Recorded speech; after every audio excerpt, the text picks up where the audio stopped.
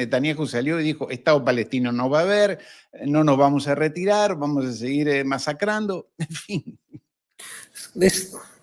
Es muy decepcionante y muy desesperante porque vemos que los últimos elementos que tenemos para intentar salvaguardar el orden mundial pues se están desmoronando, ¿no?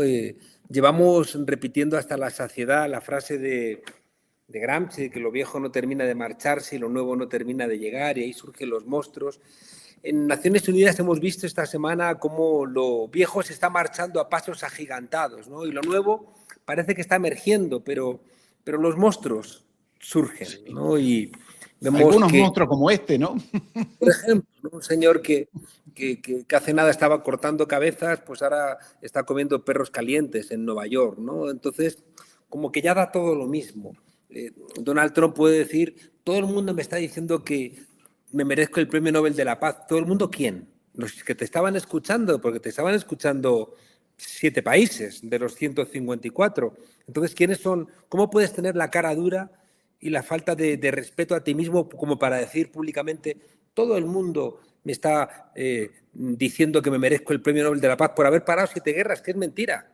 O que no eran guerras, o no existía el conflicto, o él ni siquiera apareció por allí, ¿no? Y por tanto, ¿cuál es tu tarea? Y sin embargo, se hace cada vez más cierto, Ariel, que en Estados Unidos hablan para imbéciles, y es un problema, y es una cosa que está pasando en todos nuestros países. Milei habla para imbéciles. La derecha española y la extrema derecha habla para imbéciles. Entonces es un problema porque se cortan las claves del entendimiento. O sea, si te sientas, claro, es esa intuición que tenemos de que si se sienta en una mesa un terraplanista y Einstein a discutir, gana el terraplanista la discusión, ¿no? Porque como dinamitan todos los puentes y grita y golpea y escupe e inventa, pues te deja paralizado porque una persona acostumbrada a discutir sobre la base de la verdad, ya no te digo nada científicamente, cuando les estás negando los fundamentos de lo que estás planteando, se termina el diálogo. Yo recuerdo en España discutiendo con un tipo y de repente me interrumpe y me dice, conmigo no te equivoques, yo no creas que me arrepiento de la dictadura de Franco, ¿no? O sea, Franco hizo lo que tenía que hacer. Entonces, claro, ¿cómo continúa el debate? ¿No? Como que alguien que te dice, yo también fusilaría a 200.000 españoles, ¿no? Y dices, pues, ¿cómo sigue la discusión, ¿no? Entonces vimos el otro día en Naciones Unidas, ya digo, un Donald Trump mintiendo, insultando, diciéndole a la población de Occidente que se rebelen contra sus gobiernos porque los van a mandar al infierno a sus países por defender los derechos humanos, por ejemplo, de los migrantes. Y por otro lado, vemos que tiene mucho que ver con lo que me planteabas, al presidente de Colombia diciendo qué más necesitamos para reaccionar como humanidad, qué más necesitamos para que nos demos cuenta de que lo que inicialmente se discutió en Naciones Unidas cuando nació, ¿no? Después de la Segunda Guerra Mundial y cuando se hace la Declaración Universal de los Derechos Humanos, de que hacía falta una fuerza de interposición de paz, unos cascos azules que tenían que ser armados, porque es que si no, como decía Hobbes, la letra sin la espada pues puede ser perfectamente incumplida, ¿no? Entonces, bueno, vemos que durante todo este tiempo se ha masacrado a los palestinos, incluso que hay gente que no quiere entenderlo y se molesta. Es que, claro, cómo no, cualquier persona con un mínimo de sensibilidad tiene que entender que la intervención de Hamás en octubre pues era dolorosa y que toda esa gente que murió, pues ¿cómo no te va a doler? Es absolutamente evidente que eso genera, ¿no? Genera un enorme problema. Pero estaban operando en un territorio invadido. O sea, que es que eso nos olvidamos. Oiga, es que el conflicto no empieza el 7 de octubre con la intervención de Hamás. Es que esto empieza cuando Gran Bretaña decide entregarle, ¿no?, a un grupo de gente que ni siquiera vivía allí el control sobre un territorio donde vivía otro pueblo, ¿no? Entonces no empieza todo ahora, viene de mucho más atrás, ¿no? Entonces, bueno, hemos tenido que soportar la brutalidad de estos asesinatos. Hemos visto a nuestros gobernantes, Ariel, negando el propio genocidio. El rey de España habló en Naciones Unidas y no utilizó la palabra genocidio porque la derecha ha asumido como discurso no utilizar la palabra genocidio porque, como han estado confraternizando con Netanyahu y con Israel, pues ¿cómo van a utilizar la palabra genocidio? Entonces es el disparate de narrar un genocidio, pero no utilizar la palabra genocidio para que no se enfade ¿quién? Para que no se enfade la derecha española. Entonces el rey para mí quedó como una persona pues, que no está representando a la mayoría de mi país.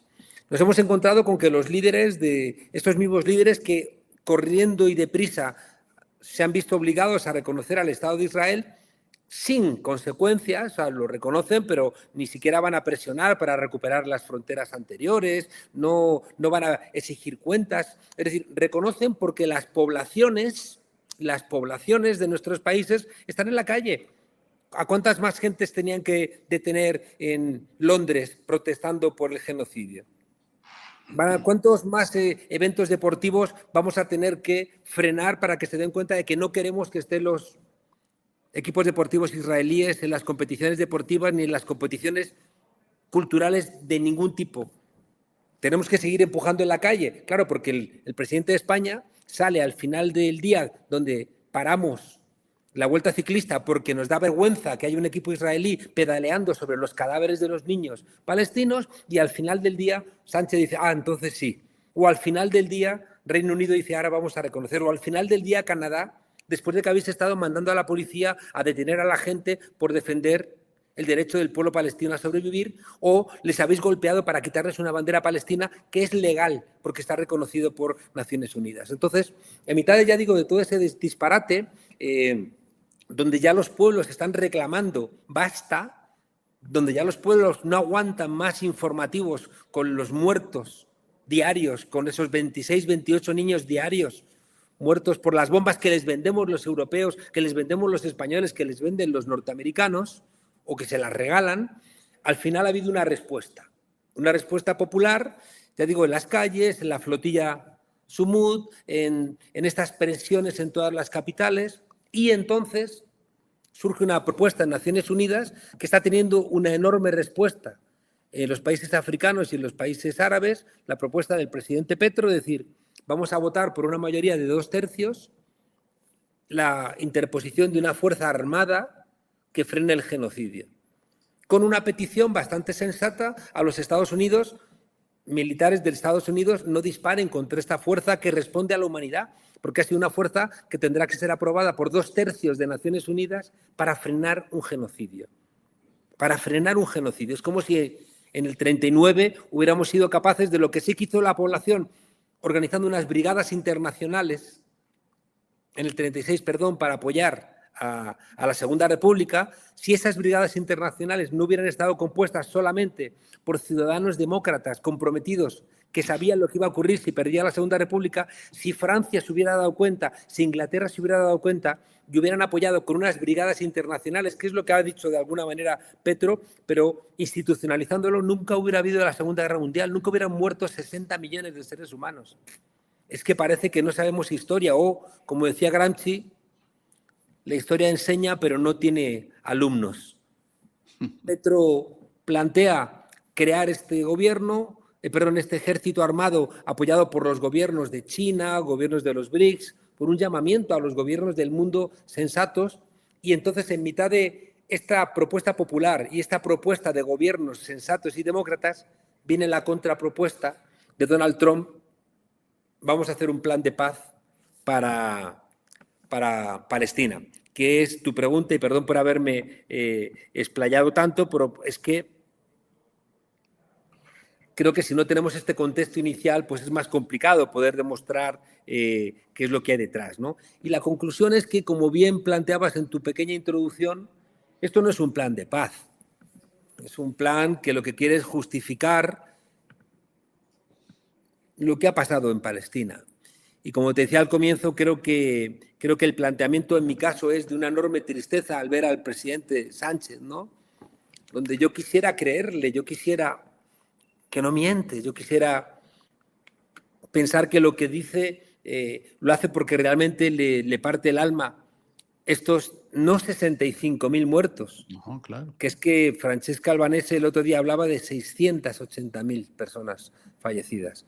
Y entonces, en ese contexto, que uno podría pensar que los gobiernos socialistas, los gobiernos progresistas, los gobiernos de izquierda han entendido esto que está ocurriendo y que de repente reconocen al Estado de Israel, van a dejar de venderles armas, van a embargarles como se hizo en su día con el apartheid sudafricano, resulta que Pedro Sánchez celebra este acuerdo, ¿no?, o esta propuesta de paz, que lo que tiene detrás no es ni más ni menos, ya digo, que lo que planteó Trump, que a veces hay que agradecerle su sinceridad, es hacer un gran resort en Gaza, que si yo tuviera que resumir este plan de paz de Trump y Netanyahu, mi sensación es que están volviendo a asesinar a los palestinos muertos.